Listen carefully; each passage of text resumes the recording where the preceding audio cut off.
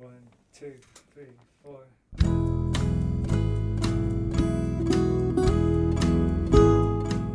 Hello, you're listening to the Skylight Books podcast series. We are a general interest independent bookstore located in the Los Feliz neighborhood of Los Angeles, California. This year, because of the coronavirus pandemic, we've had to close our store and cancel in-person events.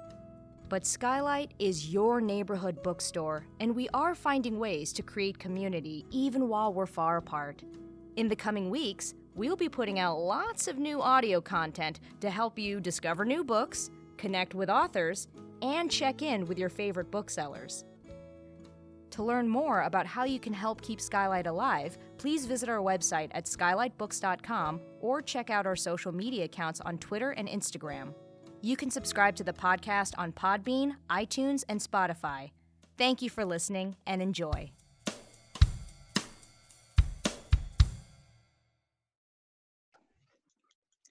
Hello, and welcome to our latest episode of Skylight Books podcast series, where we bring you authors from all over the place to speak and read to you in your room into your headphones.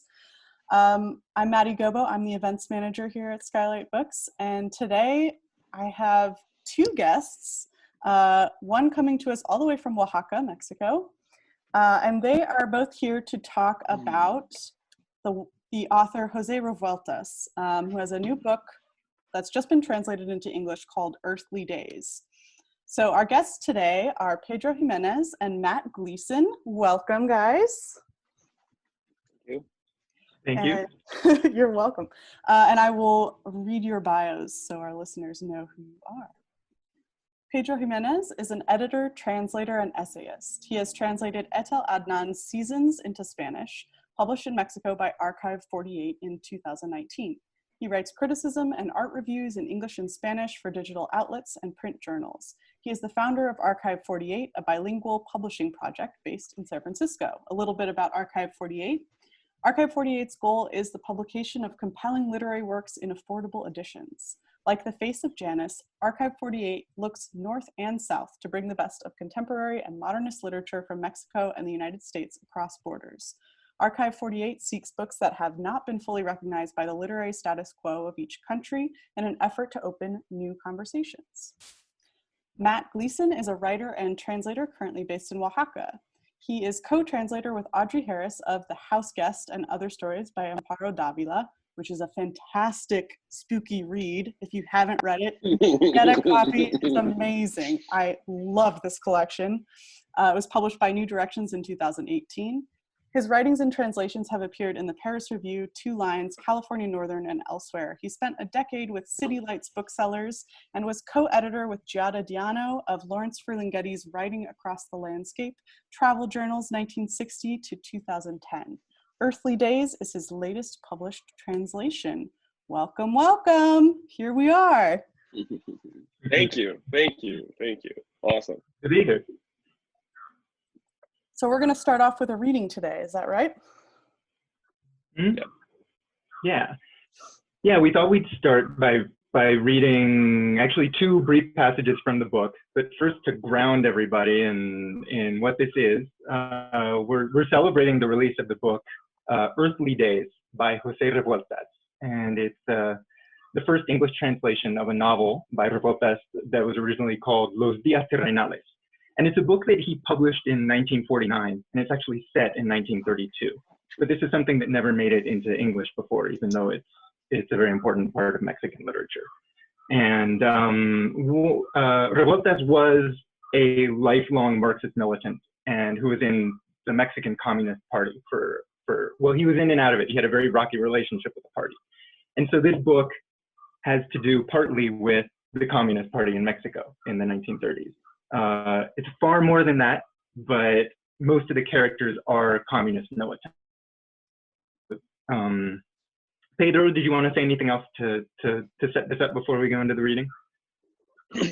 I mean, two things that may come up later and we can go deeper into them, but maybe the first thing to say is that this is not only Revueltas' first translation of this book, but just, I think 2018, New Directions published El Apando, the whole in English. And so it's maybe part of a bigger Revueltas' interest in general.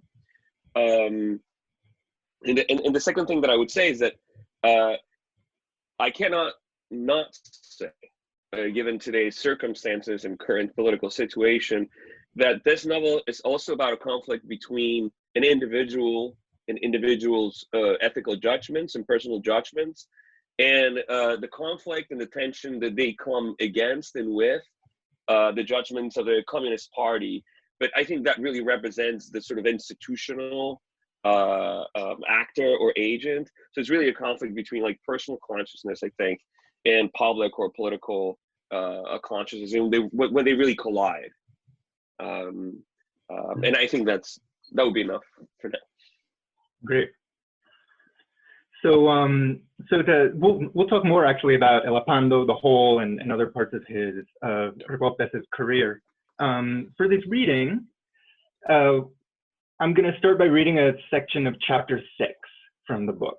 And this book, it has elements of a noir novel. It has elements of a political novel. It's full of drama. It's an extremely dark book too. But it follows several sets of characters, most of whom are militants in the Communist Party. And the chapter that I'm going to read, or the excerpt I'm going to read, is from a chapter in which there are two militants named Bautista and Rosendo. Bautista is a little older and more experienced. Rosendo is young and green and idealistic. And they are walking across Mexico City at 4 in the morning, posting up propaganda. This is an era when, it's set in an era when it was illegal to be in the Communist Party. You could be thrown in jail for being a communist in Mexico at that time, 1932. So they're under cover of night. They're crossing the city in the dark, posting up propaganda, and they're crossing the city dump. And as they cross the city dump, well, here's where I'll begin. Suddenly, Bautista stopped short with a muffled shout of rage. "Fuck me," he nearly bellowed, because he'd felt himself step on something soft and viscous among the garbage. He scraped his foot against the ground and spit another furious curse as the vile stink filled his nostrils. "And it's not even an animal," he ranted to himself, trying to clean off the sole of his shoe. "No, it's definitely human." He felt such rage that he wanted to punch someone. Rosendo was quite surprised by this outburst, and he paused a few steps ahead but didn't dare to inquire. Incredible, almost illusory stars shone in the sky, making him think with childish sweetness that this was the first night he'd ever performed an activity so dangerously attractive as pasting up propaganda in the streets. He'd performed lesser tasks before this, taking packages to the post office, handing out flyers, but tonight this was something different and full of adventure.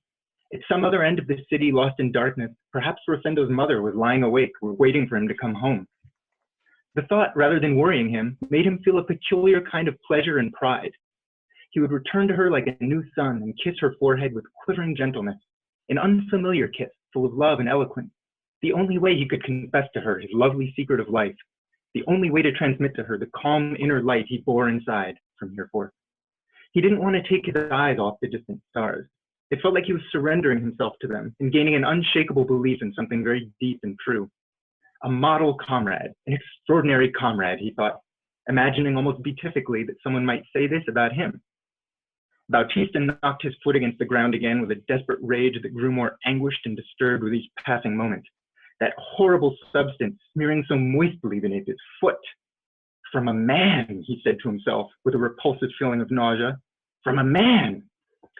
This made him think about the people who dwelled in the dump, those awful shadows whose feelings always showed with the most raw and cynical starkness. Nothing more and nothing less than his fellow humans. Why would they be different from him, different from other men? Creatures of our Lord. The only difference was there in the trash dump, they had no need, none whatsoever, to disguise their passions and their shame. In the other world of men, that world that presumes it's not a trash dump, moral filth and misery were hidden by the most chaste of veils, but really they were exactly the same. I'm talking like a Protestant minister, he muttered to himself. These thoughts were clearly a natural result of the soft, oozing, sticky substance he felt beneath his shoe. It was the trace that revealed an entire system of science or ethics. Man's droppings were as good as Newton's apple as a point of departure.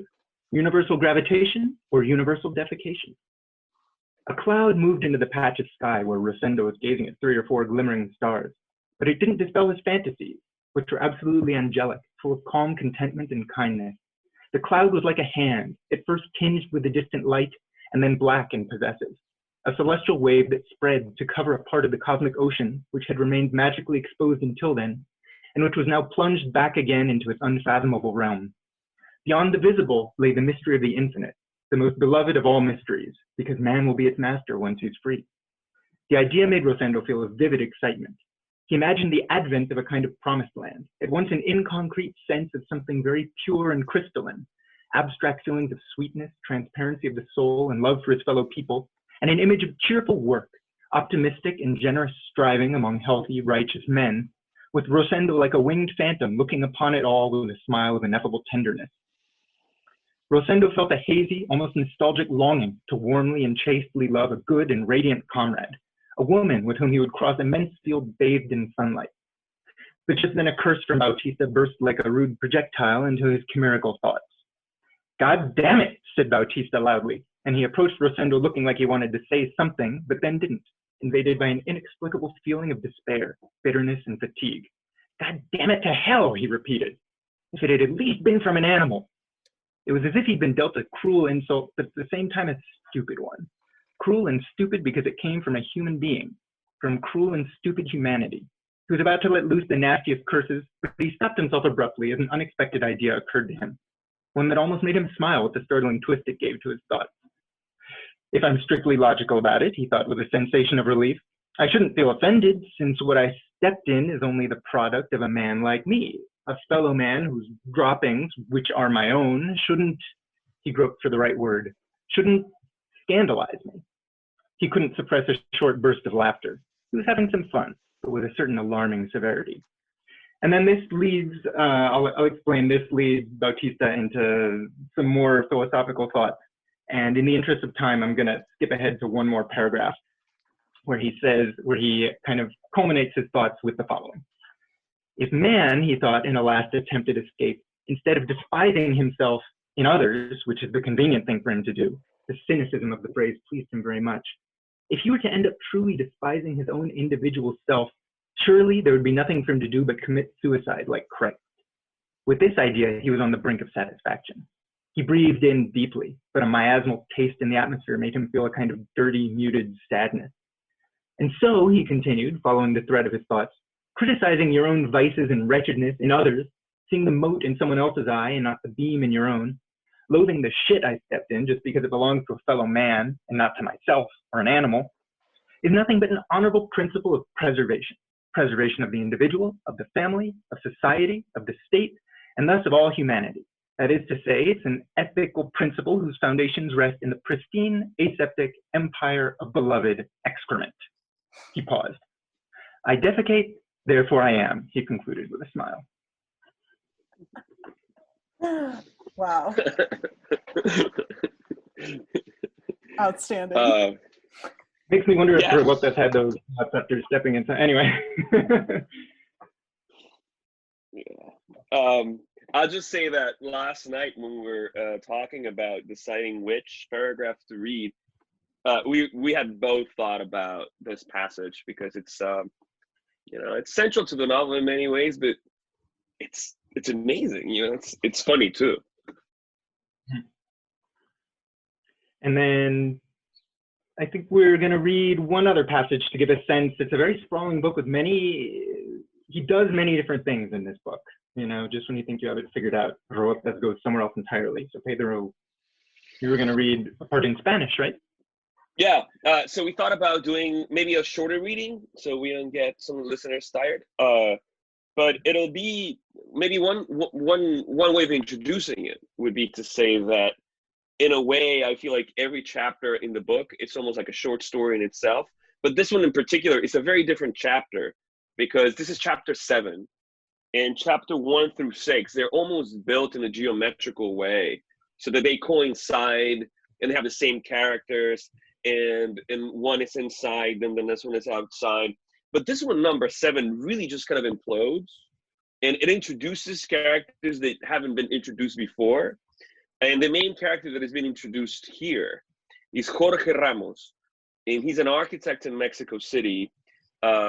He's kind of an older guy and part of the maybe upper middle class of Mexico City. He is definitely the petit bourgeois kind of character in the book.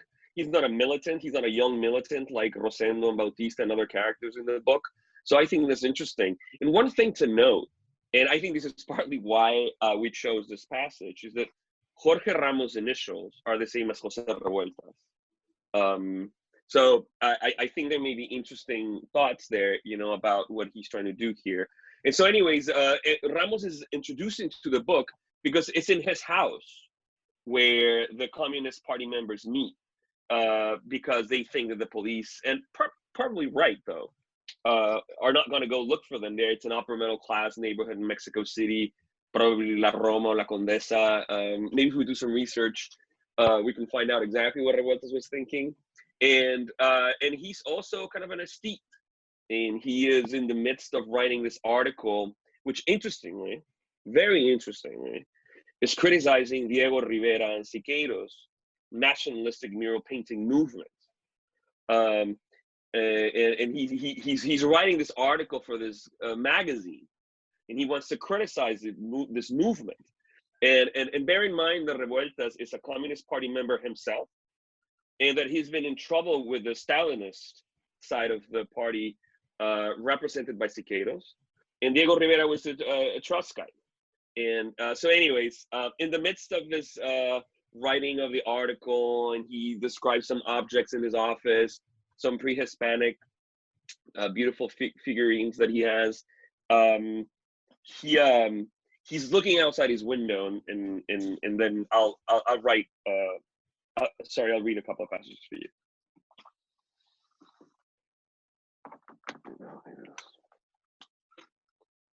Ramos descansó la mirada primero en las azoteas próximas, a un nivel más bajo que la terraza del estudio.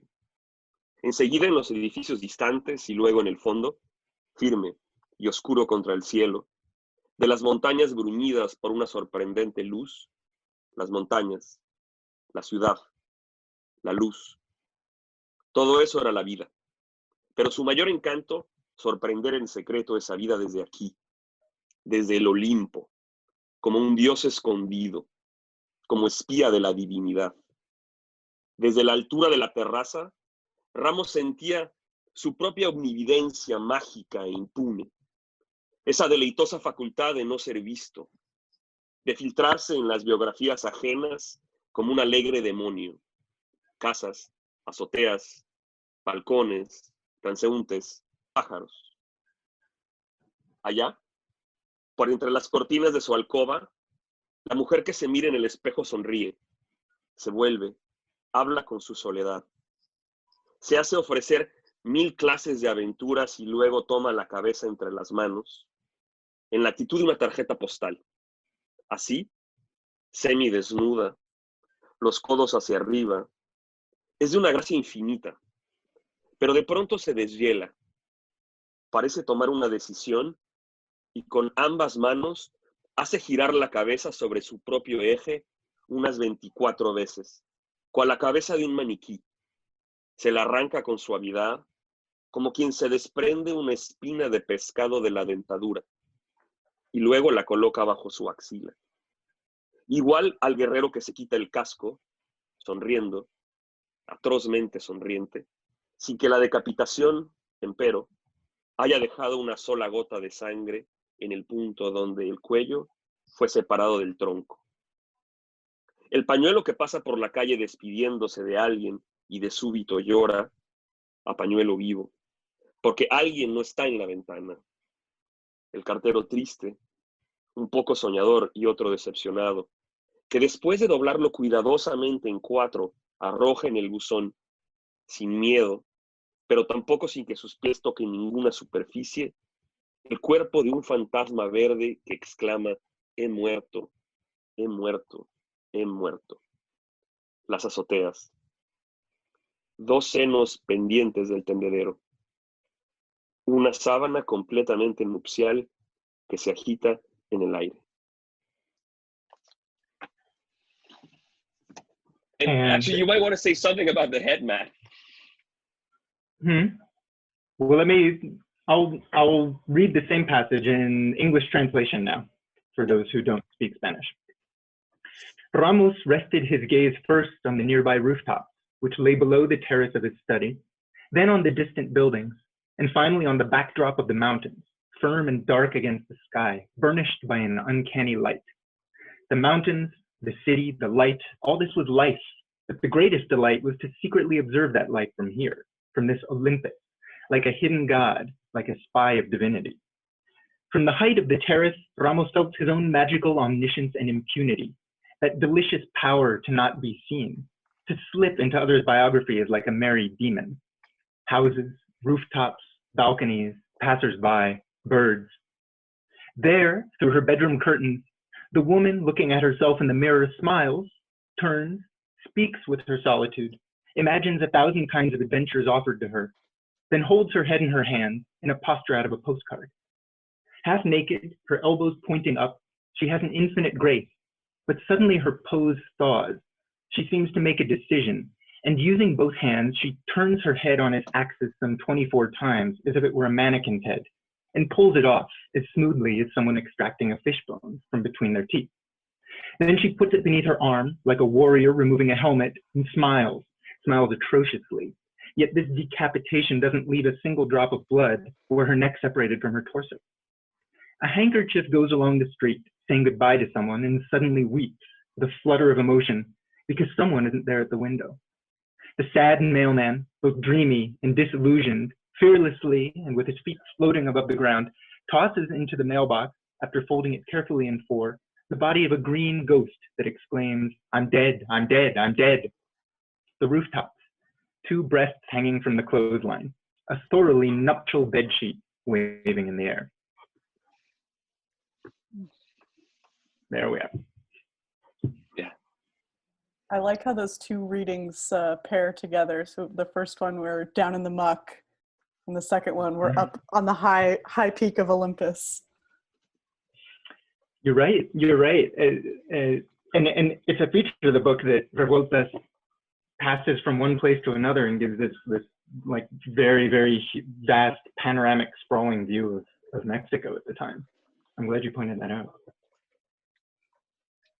Yeah, me too. And I never thought about it, and we didn't plan it for that, but it's true. The first one it's in the same city. Revueltas was not born in Mexico City, but was, I think, one of the best describers and perhaps lovers of Mexico City. But the first passage occurs in the outskirts of the city, amongst the shit and the trash, and where there's no civilization. And it's almost like this forgotten dead zone. And there's other parts of that chapter where they find things in the midst of all this. It's most anti-utopian. And then this other one is a completely different atmosphere. You're right. It's up in a building in Mexico City, and he's looking down on other people's terraces and lives as some kind of demigod. And there's some voyeurism that later in the chapter is thoroughly explored. It's a book of contrast. I think structurally, as Matt was pointing out, the characters, the pairs, they act in pairs, and then like I was saying before, there are scenes you can almost build mathematically that happen inside and outside. Some of it is in rural Mexico, in the state of Puebla. Some of it is in Mexico City. So yeah, this is the kind of contrast that he builds upon all the time, I think. Mm-hmm. And so after reading these, we wanted to actually talk a little bit about who JOSÉ Revueltas is, because he's, I think this is really important. He's largely unknown in the United States, even though he's extremely important in Mexico. So he's important as a kind of underground countercultural author, because he was a political radical, according to some definitions, right?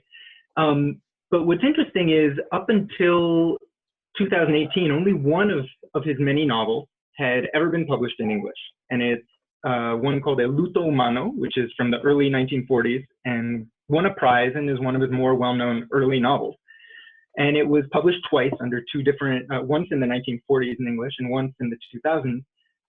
But it didn't seem to make much of a splash in the US.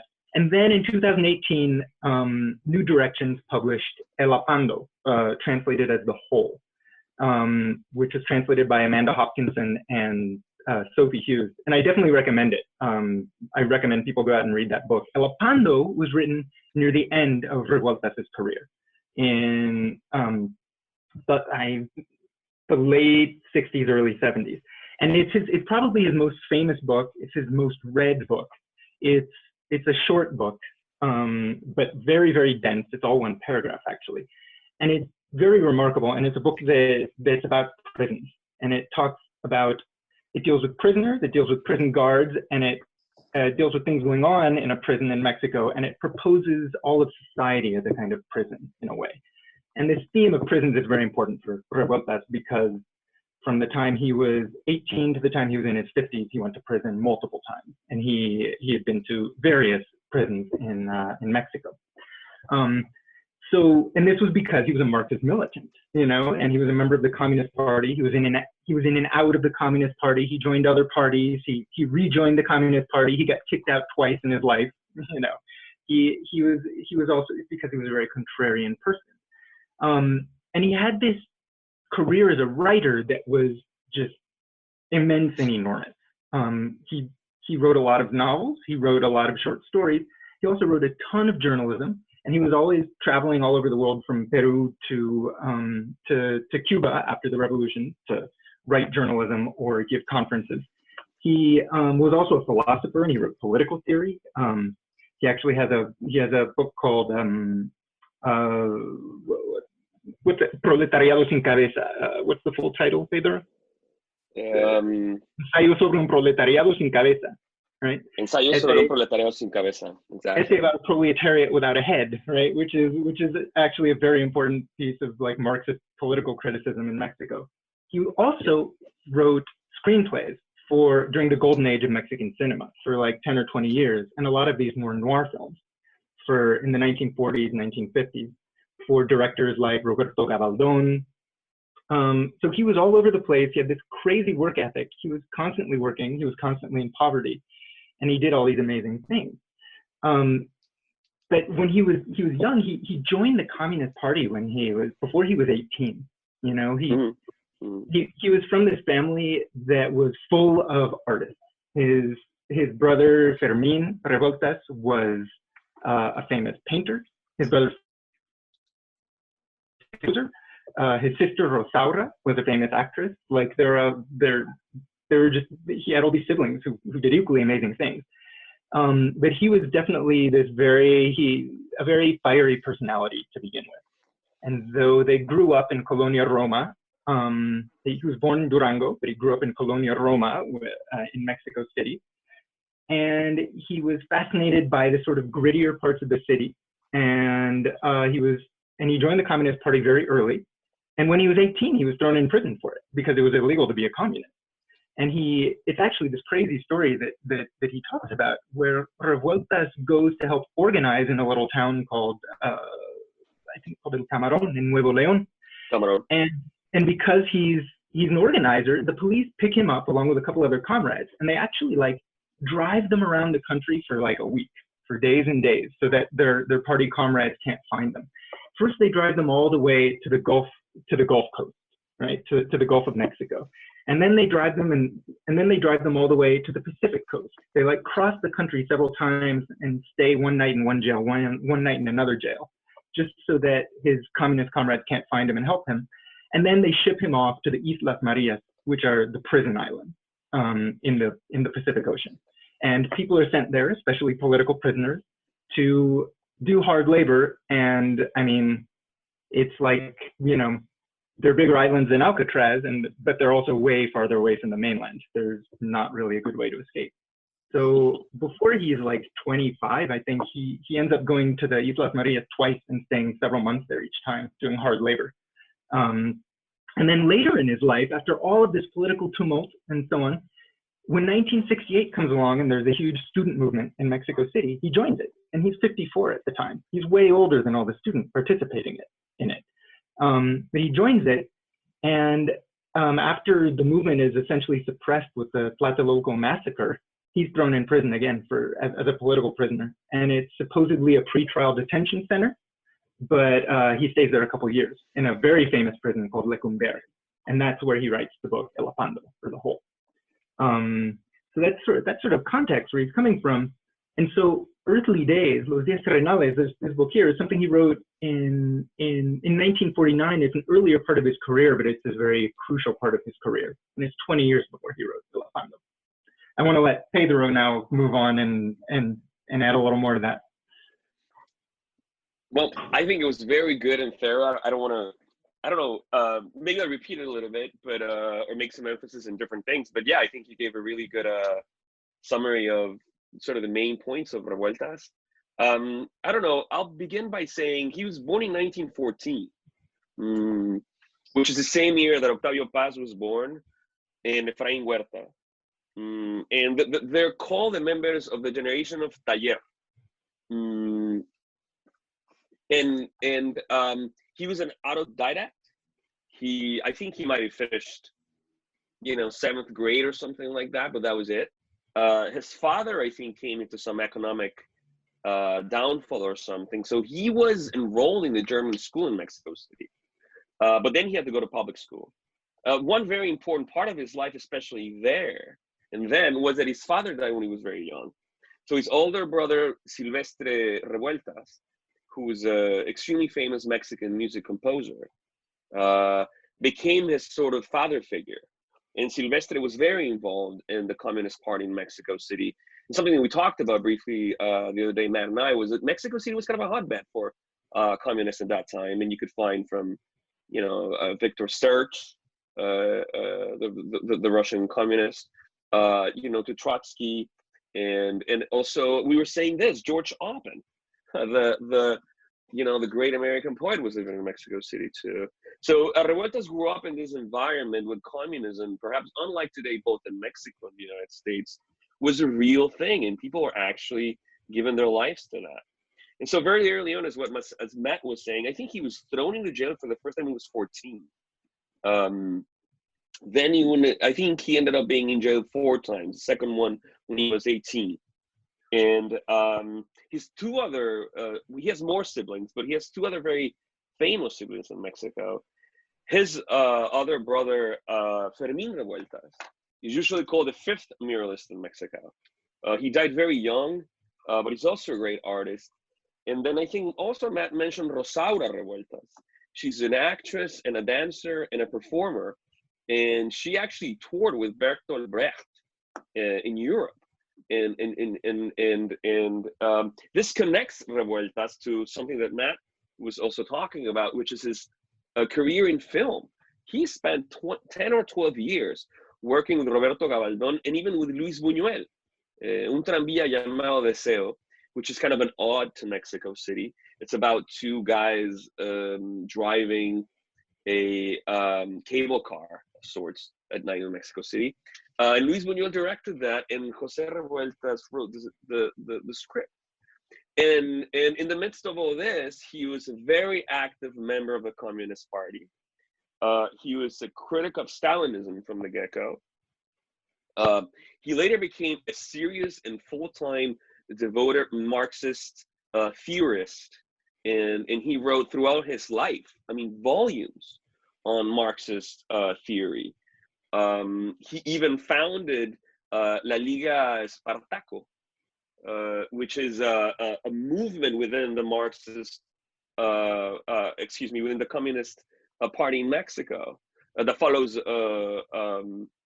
Trotsky a bit, and is inspired in the liberation of the slaves in Rome by Spartacus.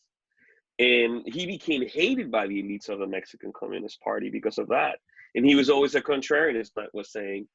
Amazingly enough, in the midst of all this, and in the midst of him being a journalist and a very social person, he was friends with Octavio Paz and with all the elites, although he's kind of a weird guy because he was hanging out with people who were going to jail and people who were criticizing the Mexican state.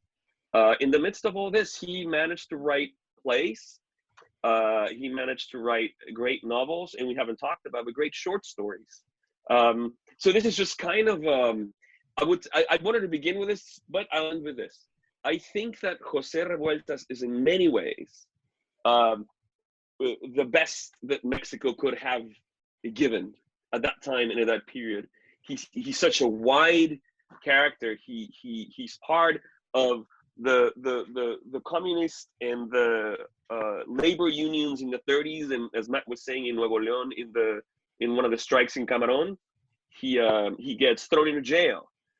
Cristina Rivera Garza, the Mexican writer, is writing about that because her parents are from that area, and there were workers, and they might have been in the same protest as Revueltas was helping to lead, and then because of that go into jail.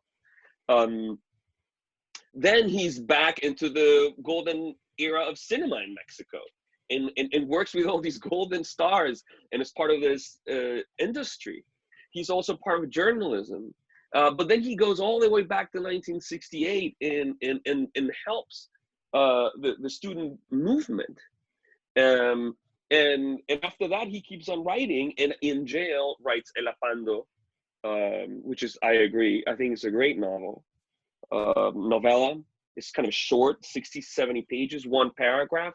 And I would even add that in today's conversations about biopower and how our lives are being controlled, and sort of the symbol of jails and being restricted and being surveilled, you can think of Foucault and Agamben. I think Revueltas' work is one that from the beginning till the end explores this sort of human condition that not only he can beautifully talk about, but that he himself, unlike many other writers, experienced since he was 14 until he was 56 or 58.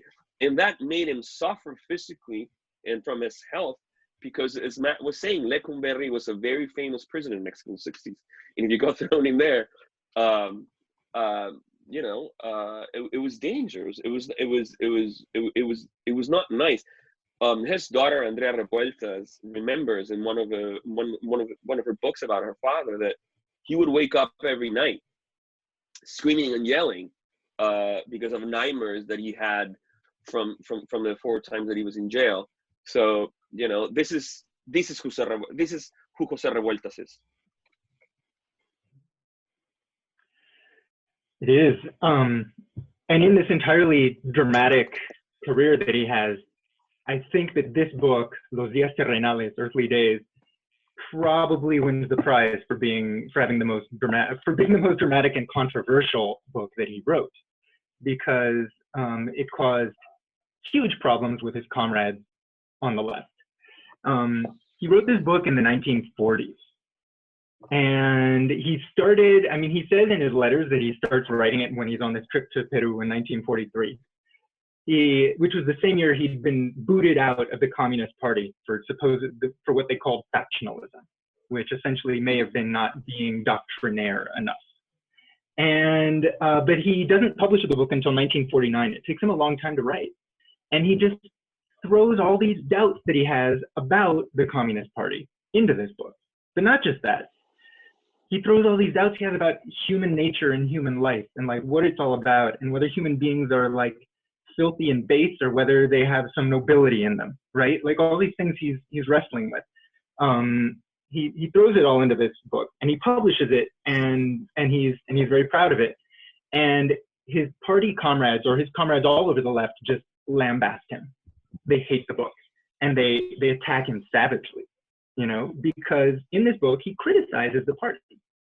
And he sets it in the early 1930s, when the Communist Party is illegal and when there's a lot of paranoia going on among the communists, right? And he portrays certain people as being sort of, he calls them the priests of the party, because they just follow orthodox doctrine and they stamp down anyone else who doesn't. And in this, he dramatizes these characters losing their humanity in these really frightful and disturbing ways, actually, which I'll let you read the book to find out what he says specifically, and what these dramatic situations are. But he makes this criticism of certain people who are part of the Orthodox Party, and so everybody on the left just attacks him. They say they hate it, and of course no one on the right, on the political right, even reads the book or attention to it. And it gets to the point where it's ruining his political, it's ruining his friendship. Even Pablo Neruda just lambasts this book. And earlier, when Revueltas wrote things that were a little more, they weren't party propaganda necessarily, but they were novels that that were a little closer to the party line, that fit it better. Pablo Neruda loved him, the young Revueltas. And now with this book, he says, I used to know, he says, I'm paraphrasing him, this isn't exact, but he says more or less, I used to know this like wonderful, promising young writer named Revueltas. This doesn't seem to be the same guy. There's this venom stagnating in the veins of this writer, So Pablo Neruda throws him under the bus, and kicks him while he's down, basically.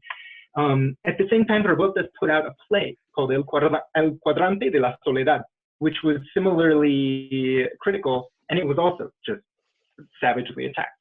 And so this becomes so bad that in 1950, Revueltas gives in, and he issues an apology. And he says, actually, the criticisms are right. This book is full of errors. I need to rectify the errors in my own self, and he withdraws it from circulation. He actually says, I don't want the publisher to even circulate this book at all. And he closes down the play, El Cuadrante de la Soledad. And so literally this book, other than the people who've managed to buy it in the first 6 months it was out, this book doesn't exist more, essentially, for 15 years, until in the mid-60s, his complete works come out and it's republished. And Revueltas basically he withdraws his book from circulation, and he apologizes in order to make up and restore his political connection. And a few years later, he goes on apologizing and finally officially rejoins the Communist Party, but still has a rocky relationship, and then later leaves or is kicked out again, and so on. But so this book, there was a period when it didn't exist because it angered everyone on the left so much. And the reason is, even though it's set in the 30s, he was dealing in the 1940s, at the time he wrote it, with this malignant kind of Stalinism that was in the party. And he was writing against, essentially, the Stalinist Communist Party. And the Stalinist Communist Party came down on him hard. Yeah. I would only, continue to sort of write on what you were saying. I think this is a unique case in Mexican literature. I don't think of any other book where the writer, some sort of either religious or political change of heart, besides, especially, the level of this kind of a writer, as Matt was saying. He was already famous. He'd won a couple of prizes for his novels. He was well known. He was part of the elite, the cultural elite of Mexico. And then, as Matt was saying, decides to withdraw the book and asks the publisher to please buy back the book, and it didn't see the light of day for a long time. Interesting too is that in an interview later in his life, Revueltas said that if he could give a title to his complete works or to his oeuvre, it would be Earthly Days, Los Días Terrenales. And I think many critics from the beginning have thought that this is his strongest work. And I think it is. And one thing that I'll say that in the context of the neglect and the attacks on the novel is that the right or the conservative critics were much less harsher and did pay some attention to the novel. Ali Chumacero wrote I'm also paraphrasing, but said something along the lines of saying that this novel had reaffirmed in him the belief that a novel could also be an art form. And the very famous chronicler of Mexico City, Salvador Novo, also spoke highly of the book. So even that is so counterintuitive about the book. The left savaged the book, condemned the book, and did everything that they could to pressure Revueltas to disown the book. It got to the point where, like Matt was saying, from Chile, Pablo Revueltas wrote this horrible letter because it said things like, I'm also paraphrasing, but Revueltas comes from one of the best families in Mexico, one of the families that are most attuned to the new movements in Latin America. And he had a great book before, but this just, he says something almost, I think, in terms of blood, like he just disowned his own blood or something like that. So in Revueltas, almost, I think, in a spiritual theological problem.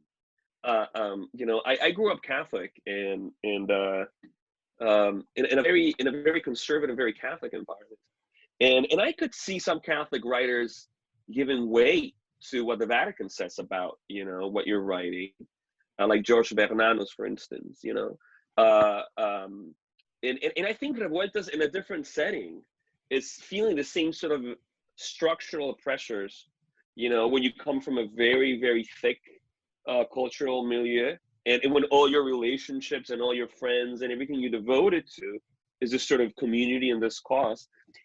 They broke him, and he gave in, and it's one of the only times in his life. I mean, mind you, this is a guy who went to jail 4 times. This is a guy who's not afraid of authorities or the police or being thrown in jail or being, you know, tortured. But I think the pressure was so much on him that maybe he disappointed some people that he loved. You know, I think it became very personal for him, and he withdrew the book. And as Matt was saying, for 14, 15 years, it didn't come out again. And when it came out, people were not only thinking, "Oh my God, were we wrong about, you know, his character," but about the worth of the book itself. I have no qualms in saying the following. I think Earthly Days is one of the top novels written in 20th century Mexico, hands down. And so to follow up on that, sort of because now we're getting into the theme of what does it mean to read this book today? You know, we're talking about Mexico in the 20th century. We're talking about, you know, a book written 70 years ago, right? And so I have 3 or 4 things to say about that. One is that this book, there are a lot of very dramatic political events that occurred around it. And it is perhaps one of his most political books, right? In the whole, El Apando, he doesn't really talk about his communism. Here he does. But at the same time, I don't want listeners here to think that this is a strictly political book. It's something he put a lot of literary art into. Its style is very intense, baroque, dense. Like he pulled out the stops with this very, very ornate style in Spanish that he was developing, and this is the book where it really like comes to fruition, I think. It also is just full of all kinds of dramas that have nothing to do with communism or openly political questions, though one could say that everything is political. Everything from unfaithfulness, jealousy in relationships, critiques of toxic masculinity, I would say. That's essentially the vocabulary we would use for it today, and there are some very intense critiques of that in this book. Police violence in prisons do feature very powerfully in this book too. And simply like human relationships and our relationship with memories and with other people, you know. But as far as this question, I really like what Pedro was saying about how nuancing a bit of this question of Revueltas apologizing and withdrawing this book from circulation, saying that maybe he hurt some people he didn't want to hurt and so on. Because it's very easy at this point in history to say, oh, Revueltas was right and the Stalinists were wrong, they shouldn't have censored this. But I want to re-dramatize that question and just say, imagine you're in a period of time, the 30s and 40s, when you're seeing fascism rise around the world, when you're seeing a brute exercise of power rising around the world that exploits people, that murders people, that thingifies people, to use Martin Luther King Jr.'s words. And you see it growing and you're fighting for your life against it, and you're trying to help other people fight for their lives against it. That may feel familiar to many people who are listening today, right? And let's say then, seeing this fascism rise around the world, you're part of an organization that is fighting against that fascism, but you think it is, you think that your organization has flaws, right? And you think those flaws are maybe weakening it in front of fascism. What do? You know, do you criticize it? And if you do criticize it and everyone comes down on you, then how do you react, right? Do you, if you criticize your own organization, which is weaker maybe than the fascist organization, than the wave of fascism, are you hurting your side? Are you hurting your organization? Are you making it harder? Are you wasting energy on infighting? You know, are you wasting energy in making it harder to fight what you really need to fight? Or are you helping strengthen your organization and even preventing it from entering into a kind of tyranny that might be almost as bad as what you're fighting against? And then what's the right venue if you do criticize it? Is it a novel? Because maybe you're also in doubt about everything, what this whole process of living is, what human nature is, and you don't have answers and you need to doubt it all. What's the right venue for that, and should you do it? And honestly, I don't have answers to that. And Revueltas didn't, had to negotiate that without having clear answers. And it's a really difficult question, you know? Two other things I wanted to say before I close my part and let Pedro finish out. An interesting thing about Revueltas is, I grew up in Los Angeles and I was born in 1979. I actually grew up for the first 5 years of my life, I was about 5 blocks from Marshall High. So I was right around the corner from where Skylight is now. So it didn't exist then. And so I grew up in the Reagan 80s. And I remember communism was not treated like a political ideology. It was treated like this, it wasn't taken seriously, and it still kind of isn't. Communism was this weird enemy ethnicity or identity, the commies, right? And there was no sense that it was a set of political ideas that might have some bearing at all on the political discussion, right? It was just the commies. It was like a weird enemy ethnicity. And so for people who grew up in Cold War, in the Cold War United States like me, and especially in the Reagan years, it can be revelatory to read writers such as Victor Serge or the Soviet writer Andrei Platonov. Both of them have been republished in English translation in recent years by New York Review of Books. Victor Serge, because you read him and say, oh, that's what it was like just after the Russian Revolution. That's what it was like during World War II. That's what intelligent people were, those are the debates intelligent people were having in newly Soviet Russia, you know, and between anarchists and communists and between Stalinists and Trotskyists and so on, and with intelligence on both sides, right? But even if your morals or ethics might be with one side or another, but you see like, oh, maybe that's how people had these debates and what they felt and lived and these horrible things they lived. And with Platonov, you see like, oh, that's what young people in Soviet Russia, maybe that's the hope, the romantic hope they saw and felt in communism, and also the criticism he had of it, right? And it's very revelatory when you grow up not taking these things seriously at all. And I think Revueltas can be, and especially this book, can be revelatory in a similar way. So like things that we're just blind to and don't know about Mexico, corners of Mexican society and Mexican communism too. And lastly, I'll say, I don't want to give anything away in the book, but I'll say that it comes to a climax that's very intense, that to me deals very disturbingly with something that very much has to do with the way Trumpist Republicans and others weaponize a sense of their own victimization. And it has very disturbing echoes for me. I don't want to say more than that. Yeah. Thank you for that. That was amazing. I'm curious about the last thing, so maybe we can talk about it later. I'm not sure. Yeah.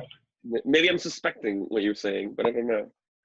I don't know. There's so much to say. I mean, I think this book I have a friend of mine, Arturo Davila, who wrote the back cover.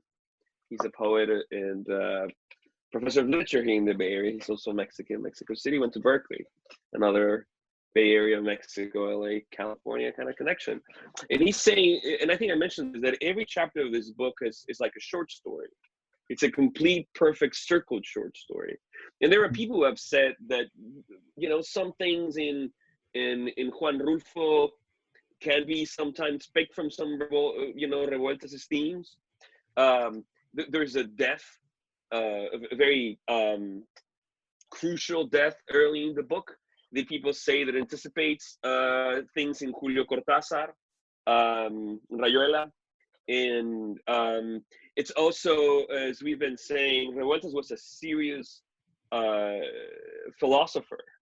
He spent all his life reading Marx and Hegel. And it's kind of an essayism about the novel too.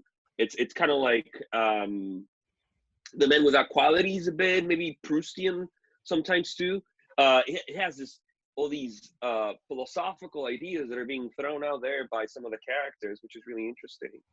And then finally, like Matt was saying, there are political things in the novel, I think, that are still today with us. For instance, I'll say a few things. There's a theme of identifying a kind of religiousness, a kind of like orthodoxy in terms of descriptions that use theological terms to criticize the Communist Mexican Party. And if you read your Marx, you know that the early Marx of the philosophical manuscripts in 1845, 1846, says very famously that the beginning of any economic and political critique is theological critique. And the whole novel also, it's dressed in this very interesting, I think, philosophical and theoretical problem between religion and politics that I think comes back today. It came back then, and it'll be with us in the future. And so, you know, it's like you could read it in this way about it. You can read this other way. There's so many layers that I think you can sort of get an enter into the novel. And then one thing I would say about today, and maybe more from the Mexican perspective, is that not only is Revueltas in the midst of this in-depth but family-like feud with fellow communists, his own family, but there is an unfinished and very old debate in Mexico about the Mexican Revolution. Did the Mexican Revolution ever happen? Was there a Mexican Revolution? Did the Mexican Revolution was sort of colonized by this political system, by political parties, famous at PRI? And Revueltas wrote in many of his essays that he thinks that the Mexican Revolution never happened, that it didn't exist. And this novel too is taking aim in some swipes at that too. It's located in the south of Mexico City in the state of Puebla. And that's called the Magonista territory. Los hermanos Flores Magón, the Flores Magón brothers, which, by the way, were jailed and died in California, they were anarchists. And people don't know this because we've been fed this sort of state institutional story about the Mexican Revolution. But the Mexican Revolution was originated by anarchists and by unions. And one amazing part of the novel in chapter 3, when he's describing the office where these militants in Mexico City are working, he goes on without any sort of narrative need for it, by the way, or any philosophical need for it, and says that there are two things hanging on the wall, one of which is a calendar that I think is celebrating the 14th or 16th anniversary of the Bolshevik Revolution. And the second one is an image of Flores Magón.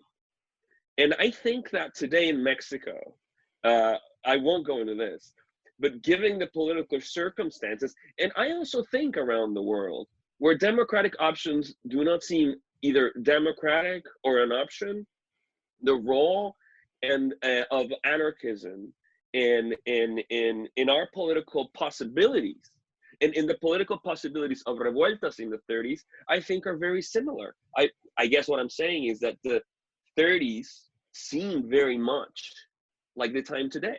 We are in that sort of in between, you know, we can no longer believe in the illusions of the past, like the Weimar Republic or something like that. And we are facing the fascists.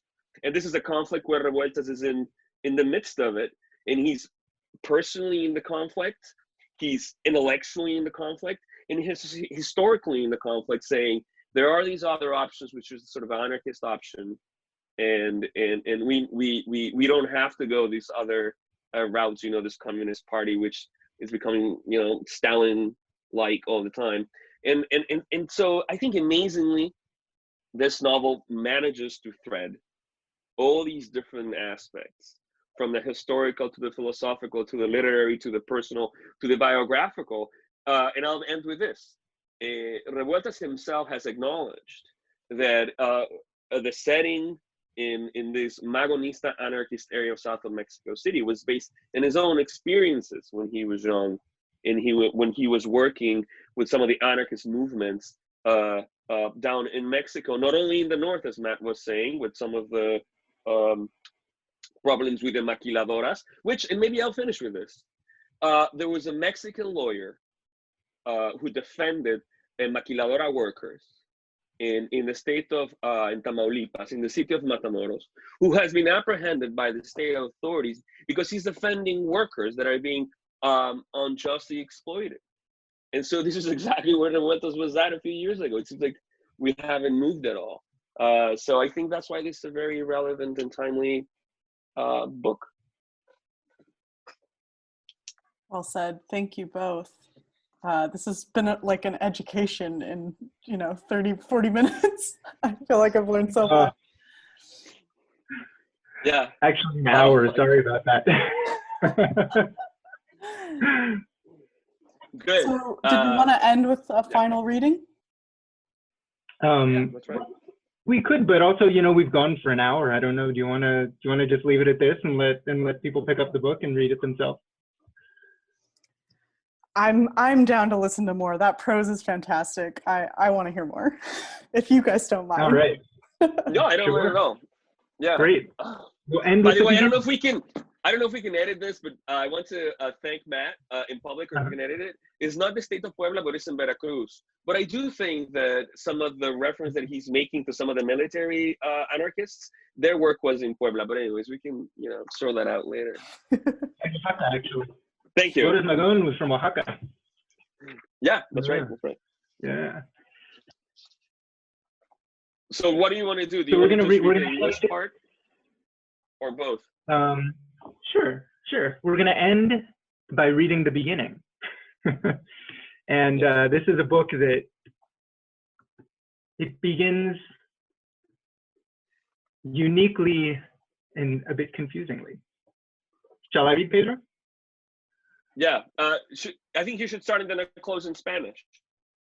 Does that make sense? I should start with what? You go first, and then I can close in Spanish. Fantastic. Okay. Chapter 1. In the beginning had been chaos, but all at once the agonizing spell was broken and life arose. Atrocious human life. It must be around 4, replied the voice of one of the caciques. We have plenty of time. In the beginning, before man, had been chaos, until voices sounded. The cacique hadn't replied immediately. Instead, like a grave and mysterious oracle, he had let a long moment elapse before telling Ventura, whose voice Gregorio had recognized when he heard the question, what hour of the morning it was. Around 4, the voice of one-eyed Ventura agreed. We have plenty of time, but we have to get moving. Then, small invisible sparks, with the same sharp popping logs make in the embrace of a distant fire. The night began to mysteriously crackle, in one shadowy corner and then another, wounded by a wind of daggers, at first softly and intermittently, and then cruelly, impetuously, in a lively allegro.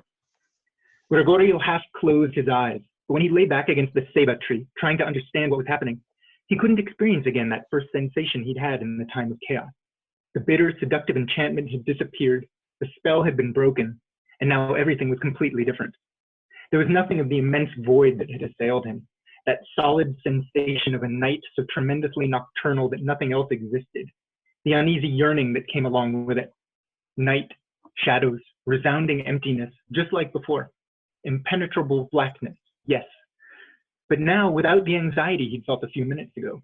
for the nice negation of color, its strange absence of living things, had suddenly become human, suddenly harbored monstrously human things that had forever disrupted the presence of that nameless, deep, essential, and serious something he was on the verge of apprehending, which now slipped hopelessly away. The soft noise that robbed the night of all its unprecedented depth and absolute colorlessness was only the pattering of small stones and bits of dried clay the men were throwing onto the withered ferns that lined the river up to its nearest bend, to drive the fish out of hiding and into the current. Hearing it, Gregorio sensed that the solitude wasn't empty, but rather turbid and mysteriously inhabited. This strange and contradictory fact was what had broken the spell, the indefinable anguished sensation he tried in vain to summon again.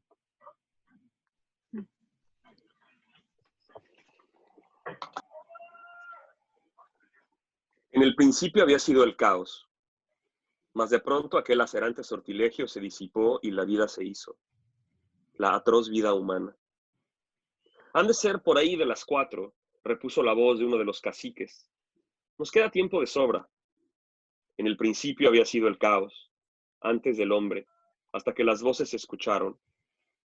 La respuesta del cacique no fue inmediata, sino que se hizo un gran espacio de silencio, como oráculo misterioso y grave, para decir la aventura de quien Gregorio reconoció la voz al escuchar la pregunta, las horas que eran en esos momentos de la madrugada. La voz del tuerto Ventura aprobó. Por ahí de las 4. Nos queda tiempo de sobra, pero hay que darse prisa. Entonces, como si lanzase pequeñas chispas invisibles desde alguna remota hoguera, el mismo breve y menudo estallar de los troncos lejanos al abrazo de un fuego igualmente lejano, la noche produjo en uno y otro sitio, en uno y otro rincón de las tinieblas, un extraño rumor de misterios, de misteriosas crepitaciones, herida aquí y allá por un viento de puñales, primero dulce y espaciadamente, y después en un alegro, cruel, impetuoso y joven. Gregorio entrecerró los ojos, pero ya no pudo experimentar nuevamente aquella otra sensación del principio, en el tiempo del caos.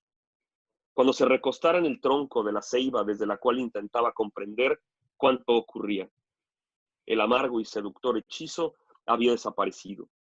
El sortilegio se había disipado y ahora todo era en extremo diferente.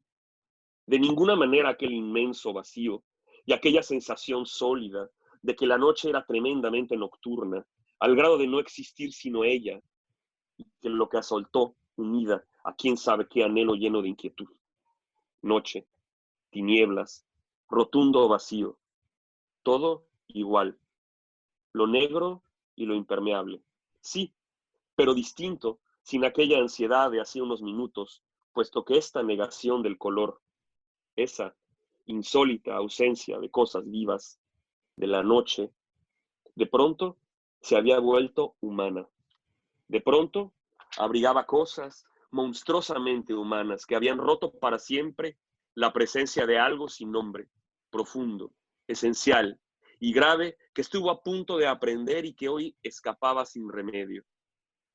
Sin embargo, el rumor que arrebataba a la noche todo lo inéditamente nocturno y todo lo en absoluto falto de color, no era otra cosa que un cierto murmullo provocado por los hombres al arrojar sobre los helechos marchitos que abandonaba el río en su más próximo recodo, pequeñas piedras y trozos de barro seco, a fin de que los peces escondidos se animasen a huir hacia la corriente. Este asombroso hecho contradictorio de no estar sola la soledad, sino turbia y misteriosamente habitada, era lo que había disipado el sortilegio, la indefinible sensación llena de angustia que ahora Gregorio intentaba reproducir en vano. Las calladas sombras de los pescadores se movían junto a la orilla con lentitud y tranquilidad, pero como si tratasen, aparte, algún motivo supersticioso, de no dar rienda suelta a su codicia, ya que le tenían de antemano asegurada su satisfacción. No eran como otros pescadores que cifran su fortuna, a veces tan solo en el azar. Sus movimientos eran graves y contenidos, y con la lentitud que, a pesar de todo, o quizá a causa de serlo tanto, no puede ocultar un anhelo confiado, jubiloso, estremecidamente secreto y que parece anticiparse al goce de la posesión. I think I went over one paragraph extra that you did, sorry. A bonus paragraph. All right, well, thank you both so much. The book is Earthly Days by JOSÉ Revueltas, and our guests today have been Matt Gleeson and Pedro Jiménez. Thank you both so much. It's been a pleasure. Thank you, this has been wonderful. Thank you for listening to the Skylight Books podcast series. Please don't forget to visit our website at skylightbooks.com and make sure to follow us on Twitter and Instagram. Also, don't forget to subscribe to this podcast for more author talks and bookseller conversations. You can find us on Podbean, iTunes, and Spotify. Stay safe and healthy, and we hope to see you back in our store soon. I see